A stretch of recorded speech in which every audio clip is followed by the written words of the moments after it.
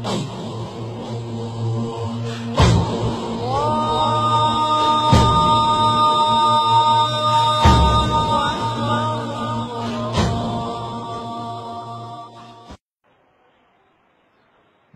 کے موقع پر جب آپ میدان میں آئے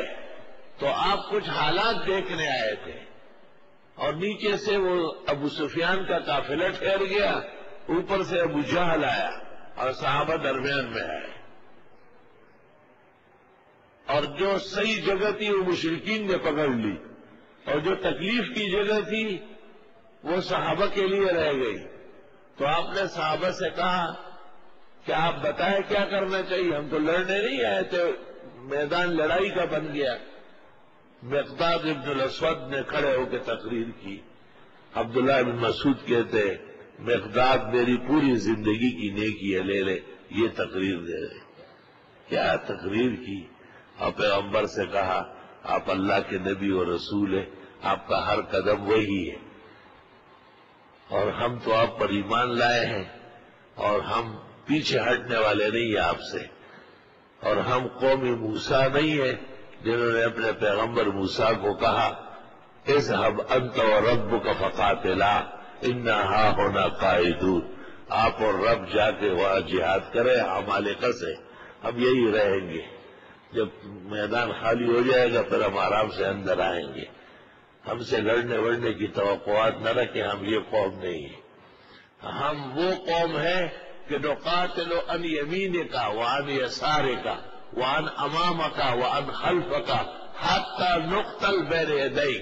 ہم وہ ہیں کہ آپ کے دائیں بائیں آگے پیچھے لڑ کے دکھائیں گے، آپ کے اوپر قربان ہو کے رہیں گے، ہم سے آپ مطمئن رہیں، ہم پیچھے جانے والے نہیں، آپ کے حکم کا انتظار ہے۔ اور جب مقداد نے تقریر کی، آپ نے کہا مقداد کی تقریر کے دوران آسمانوں میں فرشتوں کو آرڈر ملا تمہاری مدد کرنے کا، جوک در جوک ملائک اتر رہے تھے، یہاں مقداد تقریر کر رہا تھا، وہاں سے فرشتے نازل ہو رہے تھے۔ اس لیے بخاری شریف میں عبداللہ ابن مسعود کہتے ہیں کہ مقداد میری زندگی بھر کی نیکی ہے۔ عبداللہ ابن مسعود جو عمر اور عثمان و علی کے برابر عالم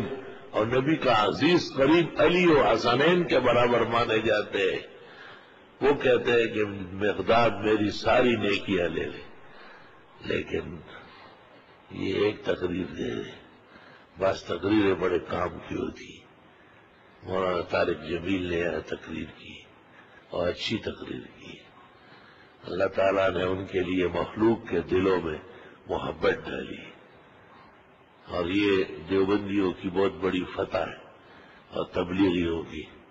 لیکن تبلیغی فتح تو نہیں جانتے، اچھے نمبر جانتے ہیں، ان کے لیے بھی ہدایت کی دعا کی ضرورت ہے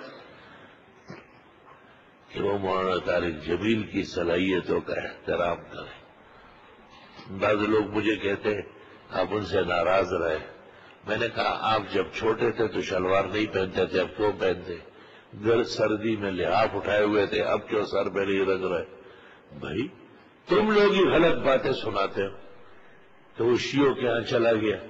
اس نے وہاں یہ تقریر کی، اور یہ تقریر کی جو اکثر سننے میں آتی ہے غلط، تو ہم اظہار کرتے ہیں کہ یہ بیان ٹھیک نہیں ہے۔ وہ غریب بھی تنگ آ کے مجھے کہا میں آپ کے سامنے تقریر کرتا ہوں، آپ میری اصلاح کریں، میرے بزرگ میرے بڑے، میرے لیے فخر کا دن ہوگا۔ میں نے کہا آؤ، حسن روم میں بیان کیا، اور ایسا بیان کیا کہ میں 40 سال کے عرصے میں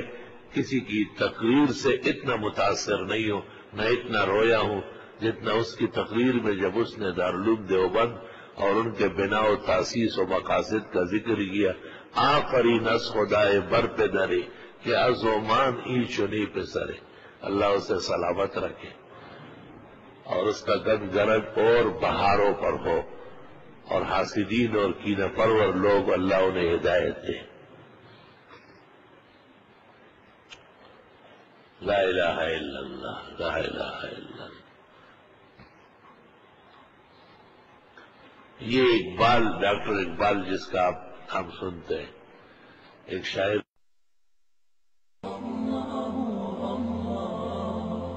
www.islamicwaves.com.